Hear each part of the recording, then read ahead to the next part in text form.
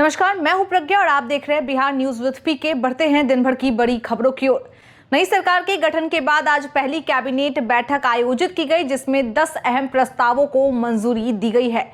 आपको बता दें कि बिहार के युवाओं के लिए बड़ा फैसला लिया गया है। अगले 5 साल में 1 करोड़ नौकरियां और रोजगार का लक्ष्य तय किया गया है। राज्य को new age economy, technology hub और ग्लोबल वर्क प्लेस के रूप में विकसित करने की तैयारी तेज हुई। बंद पड़ी चीनी मिलों को फिर से चालू करने और नई मिलों की स्थापना की नीति बनी। साथ ही बिहार आर्टिफिशियल इंटेलिजेंस मिशन की स्थापना को भी मंजूरी दे दी गई है। उद्योगों और रोजगार को बढ़ावा देने के लिए मुख्य सचिव की अध्यक्षता में उच्च स्तरीय समिति गठित की गई है। बिहार प्रदेश कांग्रेस कमेटी ने 3 अहम कार्यक्रमों की घोषणा की है। 26 नवंबर संविधान दिवस पर सभी जिला मुख्यालयों में संविधान बचाओ कार्यक्रम का आयोजन किया जाएगा, जहां संविधान संरक्षण और लोकतांत्रिक मूल्यों पर गोष्ठियां होंगी। जिला इकाइयों को निर्देश दिया गया है कि कार्यक्रम का आयोजन कर इसकी एक्शन टेकन रिपोर्ट भेजी जाए। इसी के साथ 14 दिसंबर की बात की जाए तो 14 दिसंबर को दिल्ली के रामलीला मैदान में होने वाली वोट चोर गद्दी छोड़ महारैली की तैयारियां तेज कर दी गई है। कांग्रेस का कहना है कि यह रैली मताधिकार और चुनावी पारदर्शिता को लेकर सामूहिक आवाज होगी।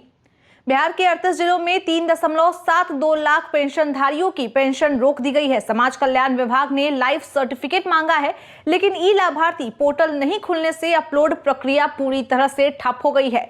गलत और मृतक नाम पर पेंशन मिलने की शिकायतों के बाद विभाग वेरिफिकेशन करा रहा है। मुजफ्फरपुर में सबसे ज्यादा 36,700, पटना में 31,516 और गया व दरभंगा में 22,576 लोगों की पेंशन बंद है। सरकार ने पेंशन 400 से बढ़ाकर 1100 रुपए कर दी है, लेकिन पोर्टल की दिक्कतों से हजारों का भुगतान नहीं मिल पा रहा है।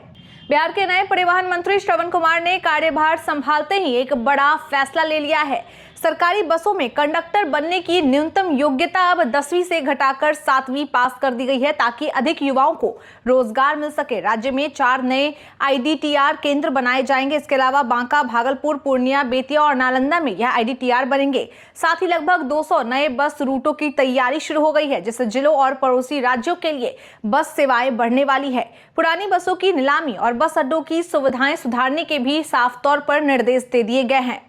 बिहार में उद्योग को बढ़ावा देने के लिए राज्य सरकार ने रबर, फूड प्रोसेसिंग, टेक्सटाइल और बैग निर्माण की 16 नई फैक्ट्रियों को जमीन आवंटित कर दिया है। इनसे 777 लोगों को सीधे और 10,000 से ज्यादा युवाओं को अप्रत्यक्ष रूप से रोजगार मिलने की उम्मीद है। पटना, दरभंगा, मधुबनी, औरंगाबाद, हाजीपुर, मुजफ्फरपुर, गया और सहरसा में लगने वाली इन इकाइयों पर 474 करोड़ रुपए खर्च होंगे। उद्योग विभाग ने मॉनिटरिंग शुरू कर दी है और नियम तोड़ने पर आवंटन रद्द किया जाएगा। राज्य में अब तक 10,000 एकड़ में औद्योगिक क्षेत्र विकसित हो चुके हैं और 3,000 से ज्यादा फैक्ट्रियां संचालित हो रही है। CBSE ने गणतंत्र दिवस 2026 को खास बनाने के लिए राष्ट्रीय स्तर की ऑनलाइन प्रतियोगिताओं का ऐलान कर दिया है। इनका उद्देश्य छात्रों में देशभक्ति और रचनात्मक सोच को बढ़ावा देना है। प्रतियोगिताओं की बात की जाए तो प्रतियोगिताओं में पेंटिंग, देशभक्ति क्विज, निबंध लेखन, वीडियो निर्माण, गीत, जिंगल और डिजिटल पोस्टर शामिल है। विद्यार्थी MyGov पोर्टल पर रजिस्ट्रेशन कर डिजिटल रूप में अपनी प्रविष्टियां भेज सकेंगे। विजेताओं को राष्ट्रीय सम्मान प्रमाण पत्र और सरकारी प्लेटफॉर्म पर पहचान मिलेगी। CBSE ने स्कूलों से बच्चों को सक्रिय रूप से भाग लेने के लिए प्रेरित करने को कहा है। बिहार विद्यालय परीक्षा समिति ने मैट्रिक परीक्षा 2027 के लिए पंजीयन की अंतिम तिथि बढ़ा दी है। अब विद्यार्थी 8 दिसंबर तक विलंब शुल्क के साथ आवेदन कर सकते हैं। सत्र 2025 से 26 में 9वीं में नामांकन लेने वाले सभी छात्रों के लिए यह पंजीयन अनिवार्य है। नियमित और प्राइवेट छात्रों का शुल्क 250 रुपए, जबकि स्वतंत्र उम्मीदवारों का 430 रुपए तय किया गया है। प्रधानाध्यापक बोर्ड की वेबसाइट पर नाम, जन्मतिथि, विषय, फोटो और हस्ताक्षर अपलोड करेंगे और आवेदन की अंतिम स्वीकृति भी उन्हें ही देनी होगी। बिहार विद्यालय परीक्षा समिति ने मेडिकल और इंजीनियरिंग तैयारी के लिए BSEB सुपर 50 आवासीय कोचिंग के आवेदन 30 नवंबर तक आमंत्रित किए हैं। विद्यार्थी बोर्ड की वेबसाइट पर 100 रुपए शुल्क देकर ऑनलाइन आवेदन कर सकते हैं। मेडिकल और इंजीनियरिंग के लिए 50-50 सीटों वाले बैच बनाए जाएंगे, जहां रहने से लेकर पढ़ाई तक की सभी सुविधाएं छात्रों को पूरी तरह मुफ्त उपलब्ध करवाई जाएंगी। कोटा, हैदराबाद और दिल्ली के अनुभवी शिक्षक छात्रों का मार्गदर्शन करेंगे। बिहार बोर्ड के +2 छात्रों के साथ साथ 10वीं बोर्ड देने वाले विद्यार्थी भी आवेदन कर सकते हैं। क्लैट 2026 के लिए इस बार बिहार में 1000 से ज्यादा छात्रों ने नामांकन लिया है। कुल करीब 5500 परीक्षार्थी 7 दिसंबर को होने वाली परीक्षा में शामिल होंगे। बढ़ती संख्या को देखते हुए राज्य में एक नया केंद्र जोड़ा गया है। पटना में 6 और मुजफ्फरपुर में 1 मिलाकर कुल 7 केंद्र बनाए गए हैं। उम्मीदवार 7 दिसंबर दोपहर 1:30 बजे तक कंसोर्टियम ऑफ NLUs की वेबसाइट से अपना एडमिट कार्ड डाउनलोड कर सकते हैं। हॉल टिकट में परीक्षा केंद्र, समय और सभी दिशा निर्देश दिए गए हैं। परीक्षा पहले की तरह 120 अंकों की ही आयोजित की जाएगी, 2 घंटे की अवधि के साथ, और निगेटिव मार्किंग भी रहेगी। NTA ने स्वयं यानी study webs of active learning for young aspiring minds की जुलाई 2025 सेमेस्टर परीक्षा की तारीखें घोषित कर दी है। परीक्षा 11 से 14 दिसंबर तक हाइब्रिड मोड में होगी, जिसमें कंप्यूटर बेस्ड और पेन एंड पेपर दोनों विकल्प उपलब्ध रहेंगे। यह परीक्षा साल में 2 बार आयोजित की जाती है। बता दें कि जुलाई सेमेस्टर की परीक्षा 648 कोर्सेज को कवर करेगी और प्रतिदिन 2 शिफ्ट में होगी। पहली सुबह 9:30 से 12:30 बजे और दूसरी दोपहर 3 से शाम 6 बजे तक। छात्रों को सलाह है कि वे समय से एडमिट कार्ड और शेड्यूल चेक कर ले। अमेरिका के RICI की नई स्टडी में एक बड़ा खुलासा हुआ है। यूपी और बिहार के ग्रामीण इलाकों में प्राइवेट अस्पतालों में जन्म लेने वाले नवजातों की मौत का खतरा सरकारी अस्पतालों की तुलना में 60% अधिक बताया गया है।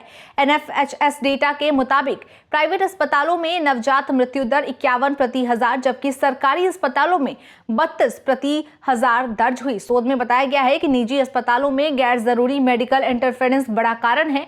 बिहार में तो प्राइवेट डिलीवरी 8% बढ़ने पर नवजात मौतों में 11 प्रति हजार की बढ़ोतरी पाई गई है। बिहार सरकार ने जमीन सर्वे अभियान की अवधि बढ़ाकर अब 2027 तक कर दी है। उप मुख्यमंत्री विजय कुमार सिन्हा को विभाग ने बताया है कि 2012 से चल रहे सर्वे में शामिल 5657 गांवों में सिर्फ 25% काम पूरा हुआ है। अगस्त 2024 से 37,384 नए गांवों में सर्वे जारी है और 14,000 कर्मी काम में लगे हुए हैं। 27 करोड़ पुराने अभिलेख डिजिटल किए जा रहे हैं, जबकि 45 लाख आवेदनों की स्कैनिंग पूरी हो चुकी है। अवैध कब्जों पर 0 टॉलरेंस की नीति भी लागू होगी। फ्लैट धारियों के लिए भी बात कही गई है, उन्हें राहत दी गई है। अब सभी का म्यूटेशन एक ही जमाबंदी में किया जाएगा। पटना की सूरत बदलने वाले बड़े प्रोजेक्ट पर काम तेज हो गया है। आपको बता दें कि गंगा किनारे नया रिवर फ्रंट कलेक्ट्रेट से सभ्यता द्वार तक बनाया जा रहा है, जिससे पूरा इलाका सुरक्षित और आकर्षक बनेगा।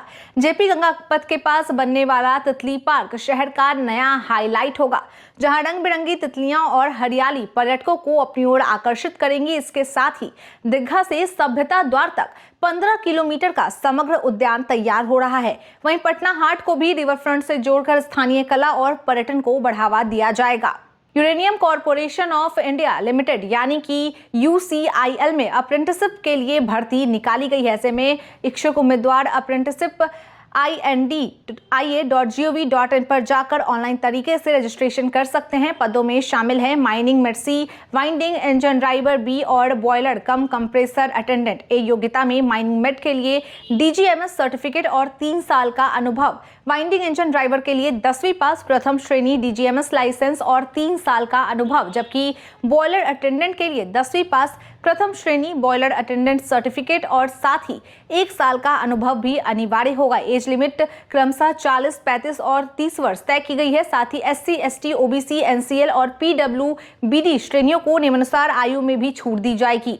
अयोध्या में आज ऐतिहासिक क्षण पूरा हुआ। सदियों की प्रतीक्षा के बाद राम मंदिर पूरी तरह बनकर तैयार हो गया और शुभ मुहूर्त में प्रधानमंत्री नरेंद्र मोदी ने रिमोट के जरिए मंदिर के शिखर पर 22 फीट लंबे केसरिया ध्वज को फहराया। 3 किलो वजने इस ध्वज पर सूरज और ओम की आकृति बनी है, जो त्याग और भक्ति का प्रतीक है। मंदिर प्रांगण जय श्री राम के नारों से गूंज उठा। साधु संतों और श्रद्धालुओं की आंखें भावनाओं से भर आई। इससे पहले PM मोदी ने सप्त मंदिर समेत कई पवित्र स्थलों पर दर्शन किए और माता अन्नपूर्णा मंदिर में पूजा अर्चना भी की। आपको हमारी ये खबर कैसी लगी कमेंट करके जरूर बताएं और हमारे चैनल को लाइक और सब्सक्राइब करना ना भूलें। धन्यवाद।